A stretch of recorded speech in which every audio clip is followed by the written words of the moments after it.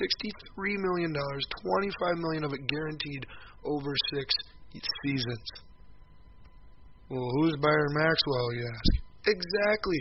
That's the point. $10 million a season for 6 years they committed to this guy. Who is he, if you don't know? He was one of the no-named other guys on Seattle Seahawks Legion of Boom. Now, I don't know if this guy has ever even been to the Pro Bowl. I'm pretty sure he hasn't. Maybe he has. But if he has, it was because he was playing on the opposite side of Richard Sherman and had Cam Chancellor and Earl Thomas as safeties helping him out. This guy is the most obvious overproducing product of a system as it gets on paper to any average person's eye test. You don't need to be an expert to see this one. But Chip Kelly believed it was a good idea to commit $10 million a year for the next 6 years to this guy. Wow, way to go, Byron Maxwell. Good for you. Way to take advantage of the system. I'm happy for you, and I wish you nothing but success. But to warrant your paycheck that you're scheduled to receive over the next 6 years, you better become a perennial Pro Bowler, or they're overpaying. Let me give you an example of their overpaying. Darrelle Revis was allowed to become free agent, by the New England Patriots earlier this week. They declined his $20 million option for the upcoming season, which in turn allowed him to be a free agent this year. He signed a 5-year, $70 million contract to go back to the New York Jets. 5 years, $70 million. That's between $13 and $14 million a season. Whereas Byron Maxwell at 6 years, $63 million is just a little over 10. So for an extra $3, maybe $4 million a year, you go from a relative no-name overachiever to who most people feel is the best cornerback in all of football, and a lot of people argue is one of the best cover corners of all time. And still in his prime yet, might I add. Not washed up. So long as he can stay healthy, which he did last year just fine. But when you can pay that small amount more, when you're talking that big of numbers to begin with, why not just pay $3 million a year more and bring in Darrelle Revis for the Philadelphia fans as opposed to bringing in Byron freaking Maxwell? That was a collective sigh for all Philadelphia Eagles fans, because I wish that the bad moves were done with there, but they're not. Oh no, there was one more move, an attempt to trump all the previous bad moves. Time will tell if it does or not. But on paper right now, it does not look good for the Philadelphia Eagles at all. Here was the final Chip Kelly madness move that I got to address before I move on to other stuff. I could talk about how insane this guy is for hours. But one last insane move, and then we'll move on to other stuff. The final move that Chip Kelly did yesterday, outside of it involving a couple mid-round draft picks, it was mostly a player-for-player trade. Like I said, was a few mid-round draft picks thrown in there. But it was trading away previous 2-year starter Nick Foles, quarterback, to the Rams for their quarterback, Sam Bradford. Sam Bradford has been injured almost his entire NFL career. Former number 1 pick overall in the draft. Total bust. Not because he's not good, but because he can't stay on the football field. When he has been on the football field, he's been serviceable, but nothing better than serviceable. Now, the general consensus thinking when Sanchez was re-signed, as I mentioned earlier, was that the writing was on the wall for Nick Foles. He was going to be gone, and likely that the Philadelphia Eagles were going to target Marcus Mariota, the number 2 ranked quarterback on most people's boards in this upcoming draft, since Chip Kelly has shown a strong desire to go out and get former Oregon Duck players who played his system with him in college. And Marcus Mariota went to college at Oregon, won the Heisman last year, had one of the best years we've ever seen. Granted, that wasn't Chip Kelly their coaching, but it was a lot of his system yet in place.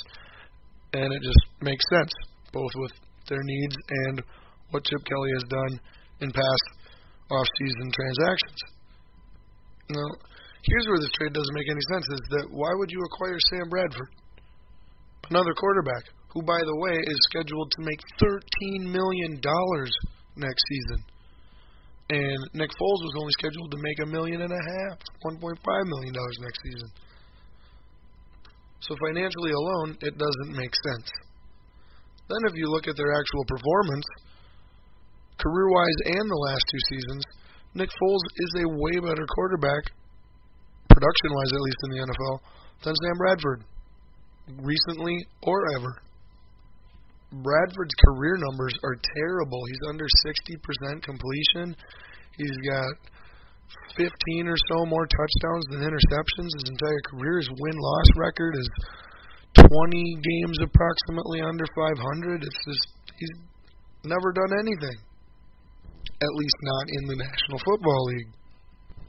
And then just to add insult to injury to show how bad Chip Kelly is at these trades, where he doesn't get any extra draft picks for LaShawn McCoy or anything like that.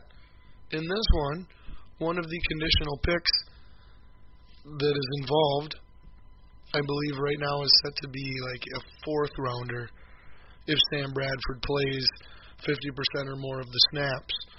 And that if he doesn't play at all a single snap, as in if he's used as a trade piece for them to move up in the draft and get Marcus Mariota, that pick then becomes a second-round pick in the 2016 draft that the St. Louis Rams would also get, as well as the better of the two quarterbacks involved in this trade, and $12 million in cap room from this trade.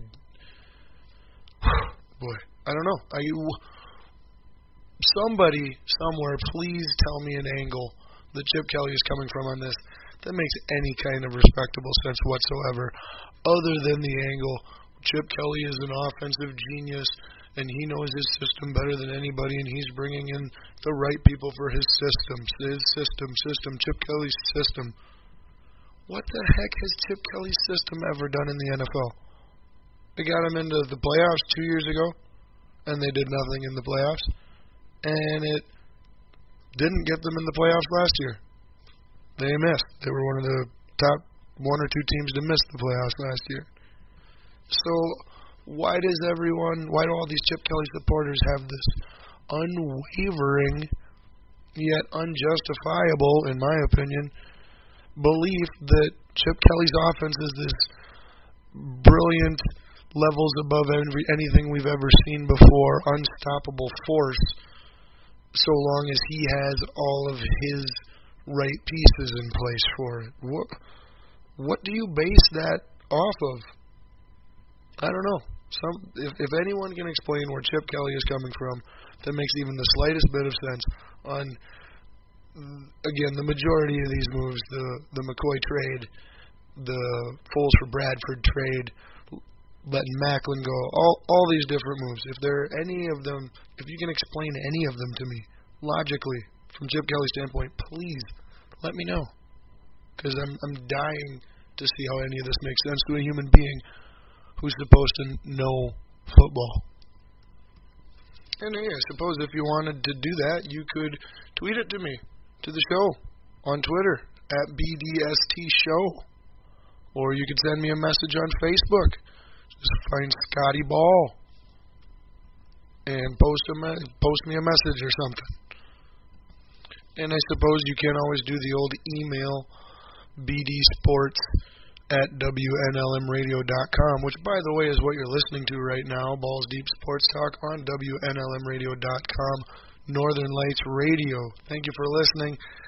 That was Balls on Fire, and that might have been the longest Balls on Fire. That's definitely the longest Balls on Fire I've ever had. Hopefully that's the longest Balls on Fire we have for some time.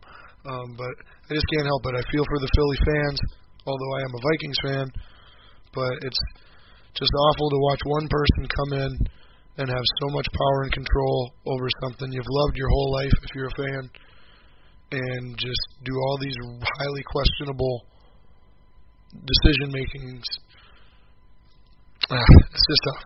But anyway, thoughts are with you, Philadelphia Eagles fans.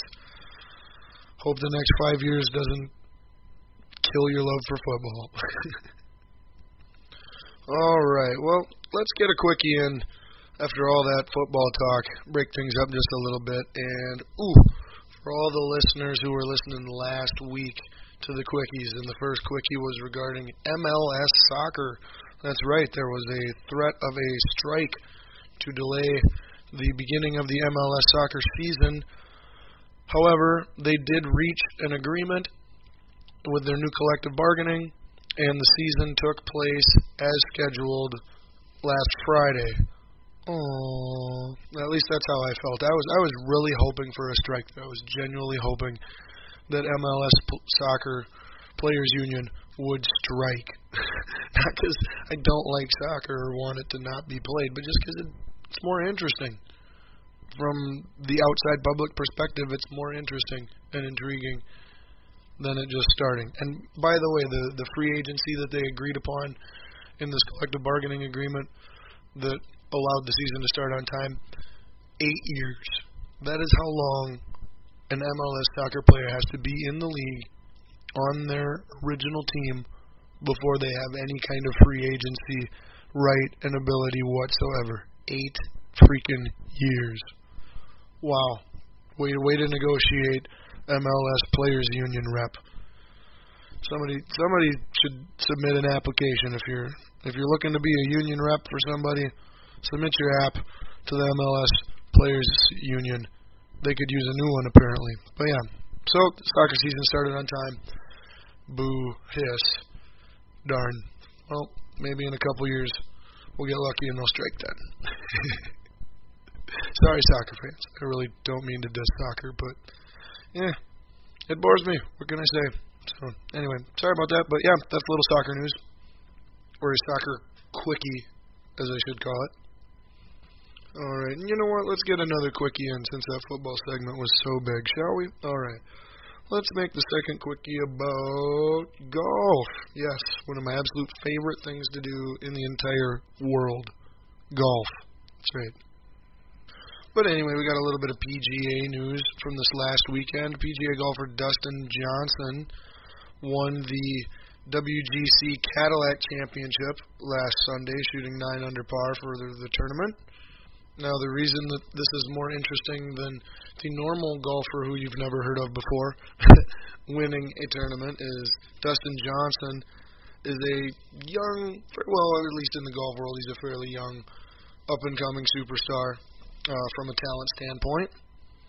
He has several wins to his credit already. I believe he's got a major or two, I think. I don't know. I'll have to look that up. But he's been fairly successful, not quite to the level of a Phil Mickelson or a Tiger Woods or a Rory McIlroy, but that next tier of guys, that's about where his success has been. And his size and strength and athleticism and skill levels suggest that he could become one of the next top 3, top 5 golfers in the world for the next 5 to 10 years or so, if he would put it all together. But that has been the hard part for him, is putting it all together.